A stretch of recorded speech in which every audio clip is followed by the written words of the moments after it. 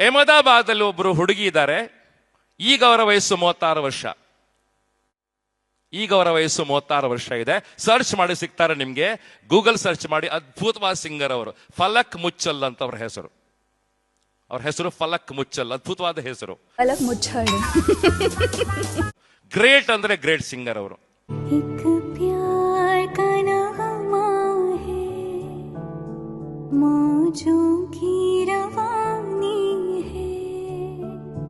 ಅವರ ಸ್ಟೋರೀಸ್ ನಾನು ಬಹಳ ಬ್ರೀಫ್ ಆಗಿ ಹೇಳ್ತೇನೆ, ಚುಟುಕಾಗಿ ಹೇಳಿ ಮುಗಿಸ್ತೇನೆ.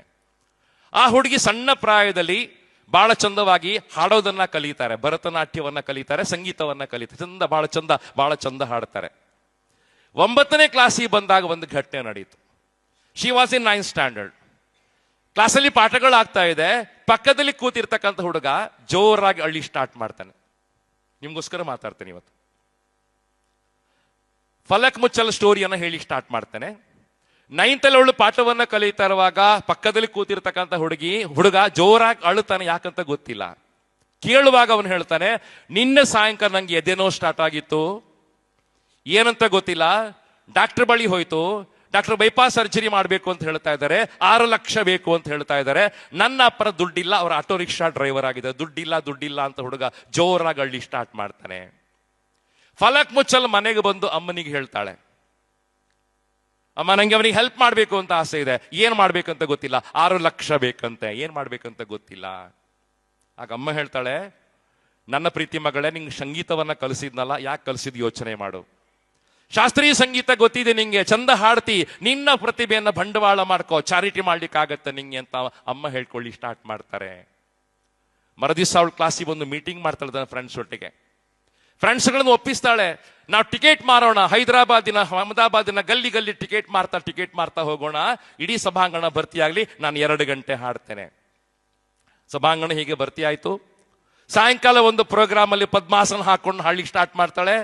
ಕಣ್ಣು ಮುಚ್ಚಿಕೊಂಡು 9ನೇ ಕ್ಲಾಸಿನ ಹುಡುಗಿ, 14 ವರ್ಷ ಪ್ರಾಯದ ಹುಡುಗಿ, ಅದ್ಭುತವಾಗಿ 2 ಗಂಟೆ ಕಚೇರಿ ಮಾಡ್ತಾ 2 ಗಂಟೆ ಹಾಡ್ತಾಳೆ. ಸಭಾಂಗಣ ಜನ ಎದ್ದು ನಿಂತವಳಿಗೆ ಚಪ್ಪಾಳೆ ಹೊಡಿತಾರೆ.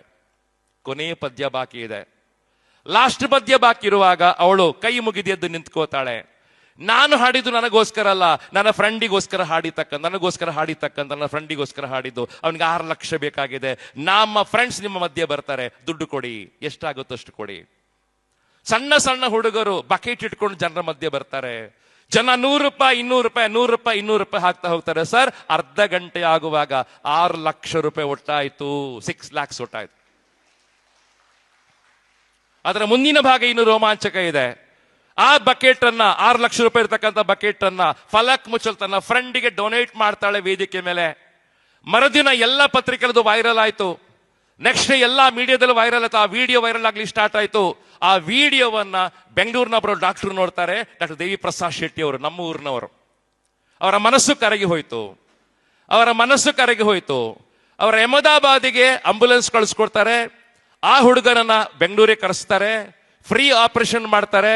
ಹುಡುಗ ಬದುಕೊಳ್ತಾನೆ. 6 ಲಕ್ಷವನ್ನ ವಾಪಸ್ ಕೊಡ್ತಾರೆ. ಮರುದಿನ ಆ ಹುಡುಗ ತನ್ನ ಬಕೆಟ್ ತಗೊಂಡು ಕ್ಲಾಸಿಗೆ ಬರ್ತಾನೆ. ಅವಳಿಗೆ ಥ್ಯಾಂಕ್ಸ್ ಹೇಳ್ತಾನೆ. 6 ಲಕ್ಷವನ್ನು ವಾಪಸ್ ಕೊಡ್ಲಿಕ್ಕೆ ಅಂತ ಹೋಗ್ತಾನೆ. ಅವಳು ಹೇಳ್ತಾಳೆ, ನಂಗೆ ವಾಪಸ್ ಕೊಡೋದು ಬೇಡ, ನೀನೇ ಇಟ್ಕೋ. ಹುಡುಗ ಹೇಳ್ತಾನೆ, ಇಲ್ಲ ನಂಗೆ ಬೇಡ, ನೀನ್ ಇಟ್ಕೋ ಅಂತ ದುಡ್ಡು ವಾಪಸ್ ಕೊಡ್ತಾನೆ. ಇವಳಿಗೆ ಏನ್ ಮಾಡ್ಬೇಕಂತ ಗೊತ್ತಿಲ್ಲ. ಅಮ್ಮನ ಹತ್ರ ಮತ್ತೆ ಕೇಳ್ತಾಳೆ. ಅಮ್ಮ ಹೇಳ್ತಾಳೆ, ಈ ದುಡ್ಡನ್ನ ಡೆಪಾಸಿಟ್ ಮಾಡು, ಬ್ಯಾಂಕಲ್ಲಿ ಫಿಕ್ಸೆಡ್ ಡೆಪಾಸಿಟ್ ಮಾಡು, ಒಂದು ಚಾರಿಟಿ ಫಂಡ್ ಅನ್ನ ಸ್ಟಾರ್ಟ್ ಮಾಡು, ಒಂದು ಚಾರಿಟಿ ಟ್ರಸ್ಟ್ ಅನ್ನ ಸ್ಥಾಪನೆ ಮಾಡು. ಅದರ ಮೂಲಕ ನಾವು ಯಾರಿಗೆ ಹಾರ್ಟ್ ಆಪರೇಷನ್ ಮಾಡಿಸ್ಬೇಕಾಗಿದೆ ಆಪರೇಷನ್ ಫ್ರೀ ಮಾಡ್ತಾ ಹೋಗೋಣ ಅಂತ ಅವಳ ಅಮ್ಮ ಹೇಳ್ತಾಳೆ. ಡೆಪಾಸಿಟ್ ಸ್ಟಾರ್ಟ್ ಆಯ್ತು. ಈಗ ಅವಳ ಬ್ಯಾಂಕಲ್ಲಿ, ಅವಳ ಟ್ರಸ್ಟ್ ಅಲ್ಲಿ 600 ಕೋಟಿಗೆ ಜಾಸ್ತಿ ದುಡ್ಡಿದೆ. 1300 ಮಂದಿಗೆ ಫ್ರೀ ಆಪರೇಷನ್ ಅವಳು ಮಾಡಿಕೊಟ್ಟಾಗಿದೆ. ಎಲ್ಲಾದ್ರೂ ಬಡ ಮಕ್ಕಳ ಆಪರೇಷನ್ಗೆ ದುಡ್ಡು ಬೇಕು ಅಂತ ಆದ್ರೆ ಫಲಕ್ ಮುಚ್ಚಲಿಗೆ ಫೋನ್ ಮಾಡಿದ್ರೆ ಅವಳು ಬಂದು ಕಚೇರಿ ಮಾಡಿಕೊಟ್ಟು ಹೋಗ್ತಾಳೆ, ದುಡ್ಡನ್ನ ಡೊನೇಟ್ ಮಾಡಿಕೊಟ್ಟು ಹೋಗ್ತಾಳೆ. ಬಹಳ ಗ್ರೇಟ್ ಅಂತ ಅನಿಸ್ತಾ ಇದೆಯಾ? आपके पास डॉल्स का कलेक्शन है? 3,803 dolls I have. जिस भी बच्चे की सर्जरी होती है उसका नाम भी, डॉल का नाम भी उस बच्चे पर रखती हूँ. तेरे दिल की गलियों से मैं हर रोज गुजरती हूँ